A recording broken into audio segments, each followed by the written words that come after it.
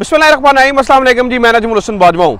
नाज़रीन, अभी कुछ देर पहले जो उस्मान डार के हवाले से बड़े ही तहलका खेज इंकशाफात सामने आए हैं। पता चला है उस्मान डार साहब ने एक इंटरव्यू दिया है कामरान शाहिद साहब को, जिसमें उन्होंने ये बताया है कि 9 मई का मास्टरमाइंड कौन था, किस तरह से ये तैयारी हुई और ये सारी चीज़ें जो है ना वो किस तरह से हुई, किसने प्लानिंग की, कौन जो है ना वो अंदर जाता रहा, इमरान खान से हिदायत लेता रहा, किस तरह से इतना बड़ा मैस हो गया। उस्मान डार साहब ने इस बारे में बहुत सारी चीज़ें जो है ना वो बताई हैं। मैं आपके सामने ये रखने जा रहा हूँ कि किस तरह से ये इंटरव्यू जो इसका मकसद था, जिसके लिए किया गया, उसको हासिल करने में नाकाम रहा और फ्लॉप हो गया है। उस्मान डार का ये interview, it will be a flop flop flop show.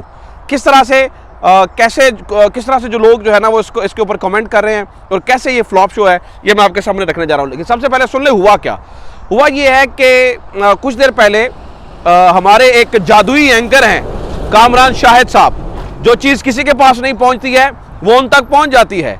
Kamran Shahid साहब जो है ना, उनके पास शायद कोई तिलस्माती जादू है कि एक बंदा 25 दिन से अगवा है, लेकिन कामरान शाहिद साहब उसके पास जो है वो पहुंच जाते हैं। खैर, कामरान शाहिद साहब ने कुछ देर पहले एक इंटरव्यू किया और वो उसमें कहते हैं एक ट्वीट किया उन्होंने और वो कह रहे हैं जी, who was the mastermind of the 9 मई attacks, mega interview, explosive facts, story told by the innermost for the very first time tonight 8:03 on the front, exclusive only on Dunya news. तो उन्होंने ये बताया जी, दुनिया न्यूज़ के ऊपर मैं एक जो है ना वो एक्सक्लूसिव करने जा रहा हूँ, जिसमें ये सारी डिटेल जो है वो मैं सामने रखूँगा।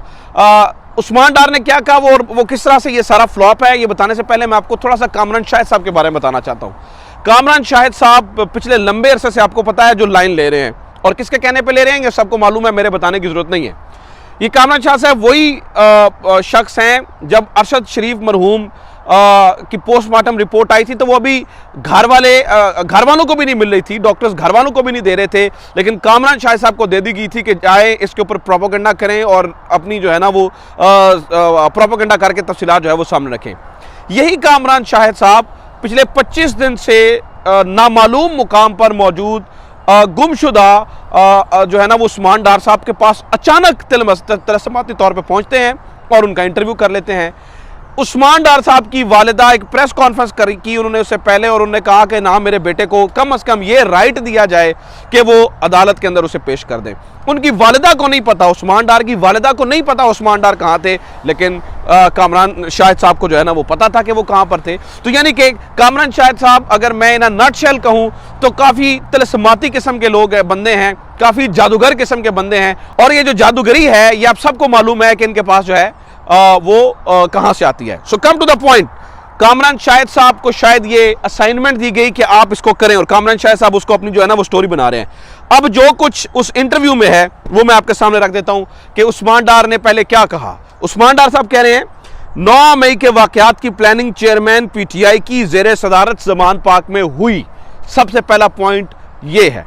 अच्छा, अगर ऐसा है, मैं एक एक पॉइंट पे आपको साथ साथ जो है ना वो तफसील भी बताता जाता हूं ताकि आपको अंदाज़ा हो जाए कि ये किस तरह से जो है ना वो जो मकसद हासिल करने के लिए किया गया है, ये सारा वो मकसद जो है ना वो फ्लॉप है, it is a flop show.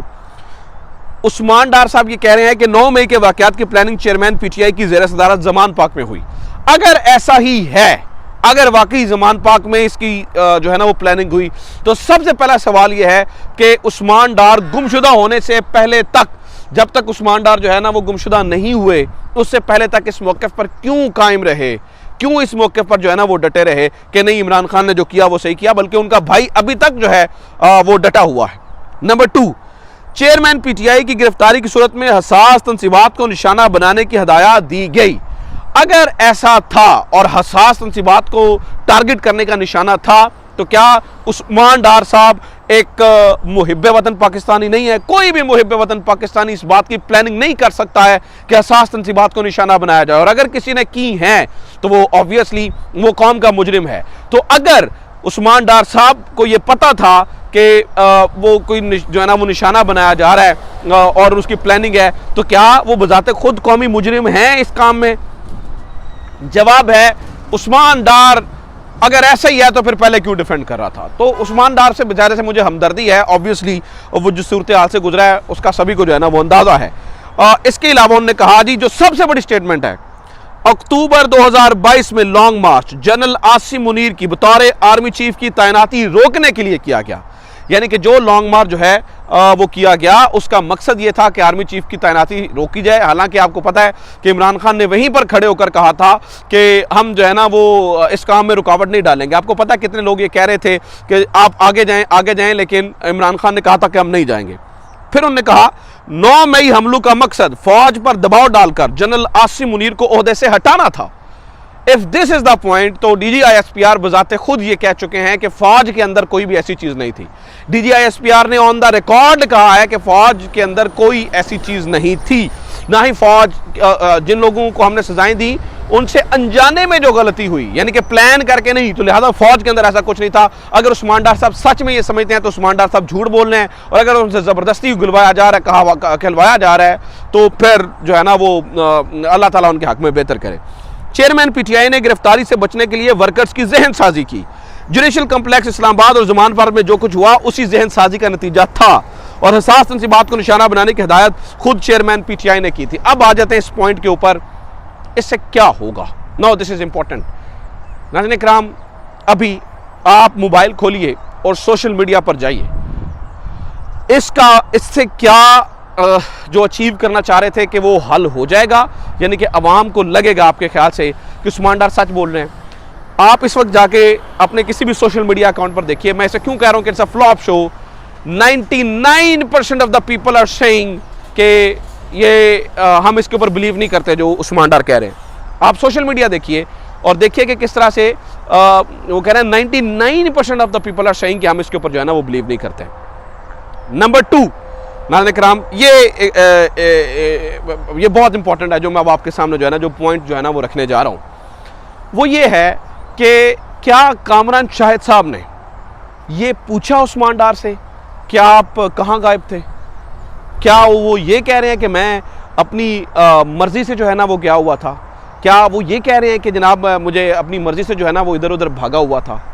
If this is he saying, तो मुझे बताएं कि कौन पाकिस्तानी इसके ऊपर जो है ना वो बिलीव करने वाला है। तो कोई इस चीज़ को जो है ना वो मान नहीं रहा, कोई इस चीज़ के ऊपर जो है ना वो ये नहीं कर रहा। हर बंदे को ये लगता है कि ये जो है ना वो उस्मान डार का कम से कम जो इंटरव्यू है वो मुकम्मल जो है ना वो प्लान करके जो है ना वो किया गया है, और उसके पीछे जो है ना वो हकीकत नहीं है। कामरान शाहिद साहब की क्रेडिबिलिटी आज से बड़ी नहीं है, बल्कि कामरान शाहिद साहब की क्रेडिबिलिटी के ऊपर आज बहुत बड़ा निशान लग गया है। एक बहुत बड़ा जो है वो अब मेरे ख्याल से it will be the right word कि उनके ऊपर जो है ना वो धब्बा लग गया है। मुझे लगता है कि Kamran Shahid is no more a journalist but he is a tout no. वो एक बहुत बड़े टाउट की हैसियत से आप पहचाने जाएंगे। अपना ख्याल रखें। खुदा हाफिज़। पाकिस्तान जिंदाबाद।